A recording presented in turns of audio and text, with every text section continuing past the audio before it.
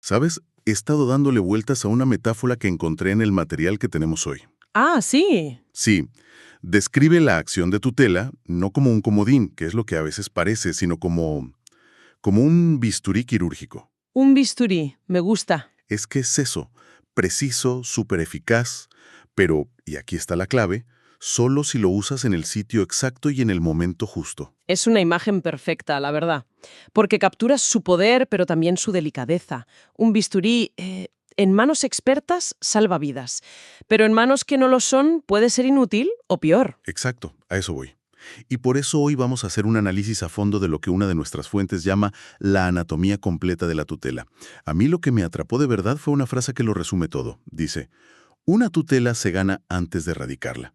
Esa es la clave de todo el asunto. Mi objetivo hoy es que descifremos juntos qué significa eso.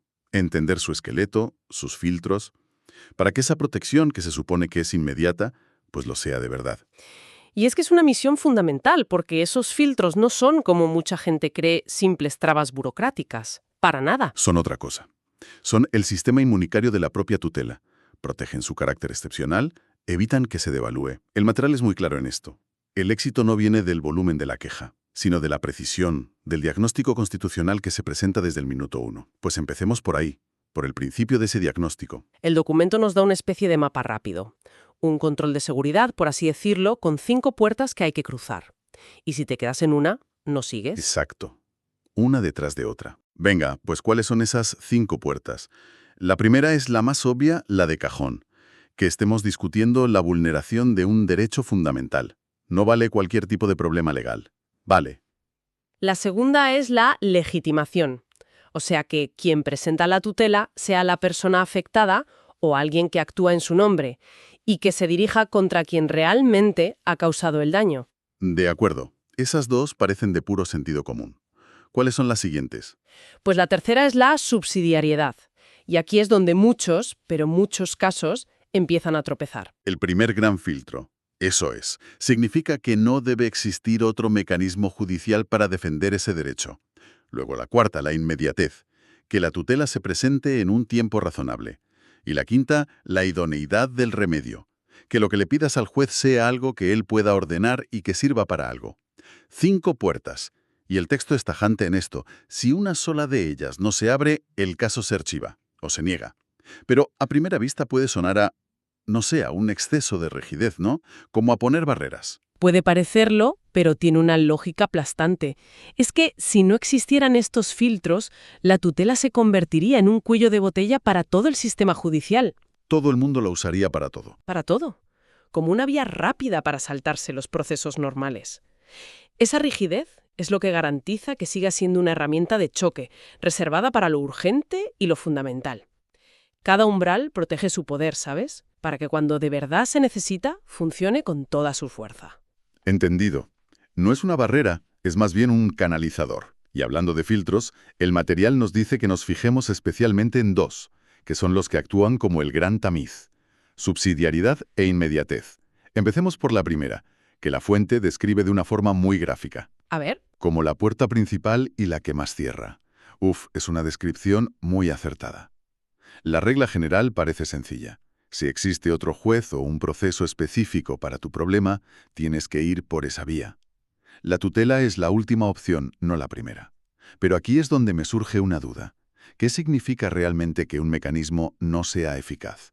Se supone que todos los procesos judiciales están diseñados para serlo, ¿no? ¿Dónde está el truco? Ahí está la clave del asunto. La jurisprudencia ha entendido que no basta con que el mecanismo exista en el papel, tiene que ser eficaz en la práctica, para esa persona y para ese problema. Y aquí es donde se abren varias excepciones importantes que el documento detalla muy bien. ¿Como cuáles, por ejemplo? Pues la más conocida es la del perjuicio irremediable. Imagina que te van a desahuciar mañana o que necesitas un tratamiento médico urgente para no morir. Claro. El proceso ordinario puede tardar años. Para cuando llegue la sentencia, el daño ya será irreparable. En esos casos, la tutela actúa como un mecanismo transitorio, una medida de urgencia para evitar la catástrofe. Vale, es una cuestión de vida o muerte, o de un daño que ya no se puede arreglar. Exacto. Pero hay más supuestos. El filtro de la subsidiariedad también se vuelve más flexible cuando quien pide la protección es un sujeto de especial protección constitucional. ¿Un niño? ¿Una persona mayor? Alguien con una discapacidad grave, una madre cabeza de familia. El sistema entiende que estas personas son más vulnerables y no se les puede exigir la misma carga de esperar un proceso largo. Y lo mismo pasa cuando está en juego el mínimo vital. Vamos, lo básico para subsistir. El enfoque cambia por completo. Radicalmente, no se trata de mirar si hay una alternativa en un código, sino si esa alternativa es una solución real y a tiempo para la persona. Queda clarísimo. Pasemos al segundo gran filtro, la inmediatez. El tiempo importa, y mucho.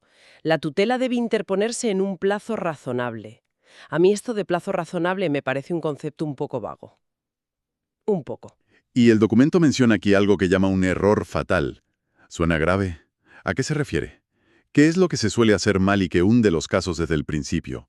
El error fatal es concentrarse tanto en explicar la historia, el qué pasó, que se olvidan por completo de justificar el cuándo decidieron actuar. ¿Ah?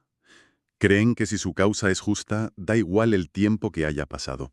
Pero el juez de tutela se pregunta, si era tan urgente, ¿por qué has esperado tanto para pedir ayuda? La inmediatez está ligada a la naturaleza de la tutela, a esa urgencia.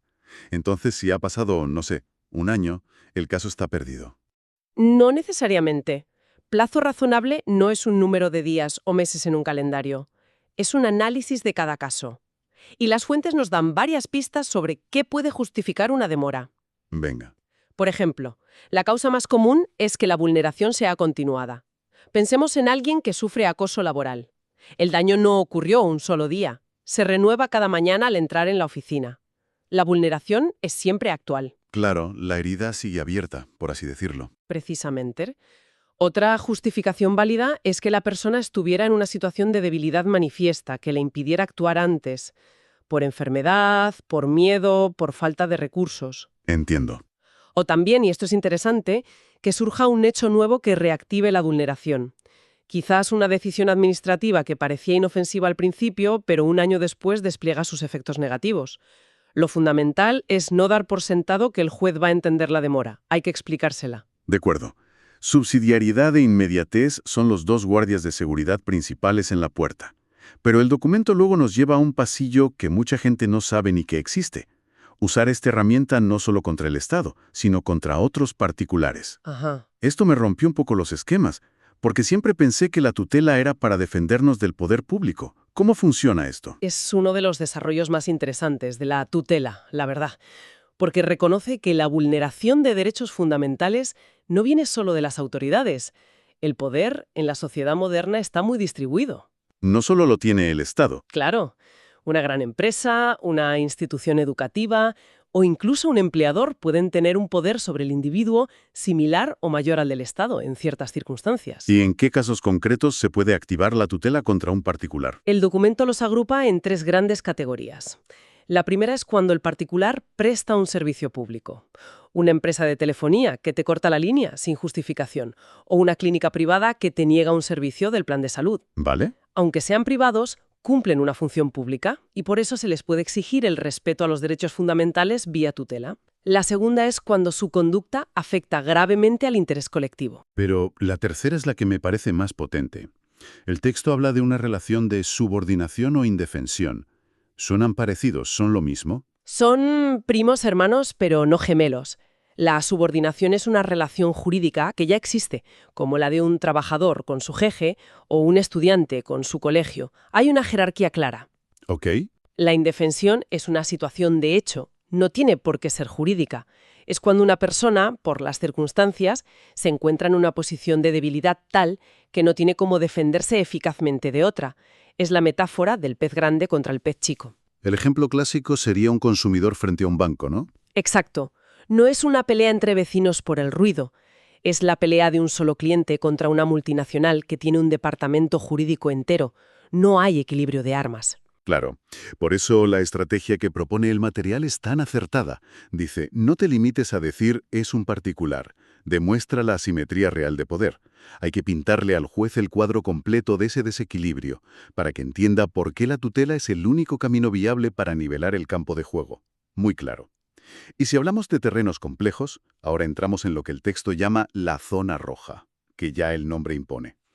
Sí, impone. La idea de usar una tutela para tumbar la decisión de otro juez.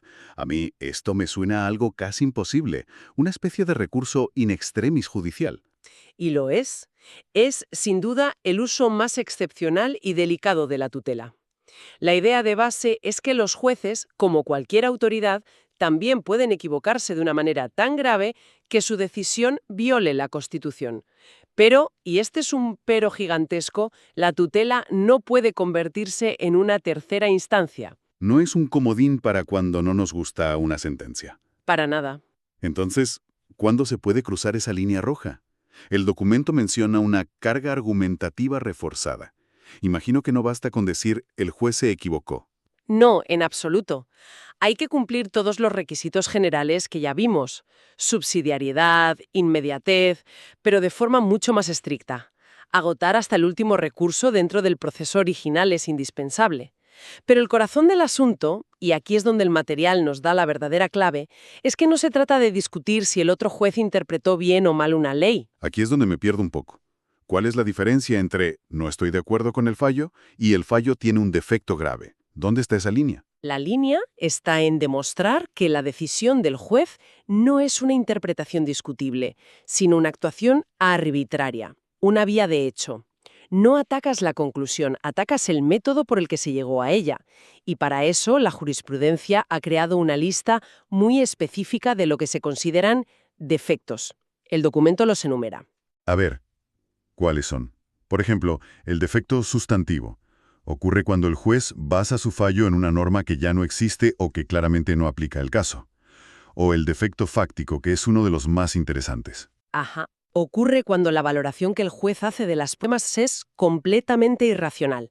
Imagina que hay 3 informes periciales que dicen blanco y uno que dice negro, y el juez, sin ninguna justificación sólida, decide basar toda su sentencia en el que dice negro, ignorando el peso abrumador de la evidencia. Ah, vale. No es que no te guste el resultado, es que el camino para llegar a él no tiene lógica. Exactamente. Otro es la decisión sin motivación, que es básicamente cuando un juez te da la razón o te la quita, pero no se molesta en explicar por qué.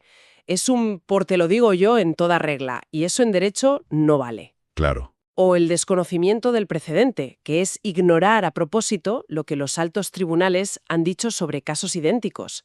Cada uno de estos defectos es una grieta estructural en la sentencia. Por eso la frase final de esta sección es tan potente. No discutas el fallo, demuestra el defecto. Es un cambio de mentalidad total. Absolutamente. Es pasar de quejarse del resultado a auditar el proceso.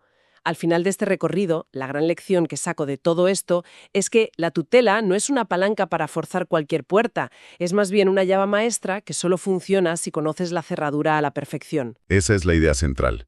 No es una herramienta de fuerza bruta, sino de inteligencia estratégica. Hemos visto que es excepcional, que su objetivo es parar un golpe, no compensar por uno ya recibido, y que premia el argumento constitucional bien construido, no el lamento. Hay que conocer su anatomía para poder usarla con la eficacia de un cirujano. Y ahora que hemos diseccionado esa anatomía, me gustaría dejar una pregunta en el aire. Algo que va un paso más allá de lo que hemos leído. El material nos ha dado un mapa excelente de las reglas y los mecanismos. Es la parte técnica. Adelante. El documento detalla cómo funciona la herramienta, pero ¿cómo cambia la estrategia cuando el derecho que buscas proteger no tiene unos límites claros? O peor aún, cuando choca de frente con otro derecho fundamental igual de importante. El clásico conflicto entre derechos. Exacto.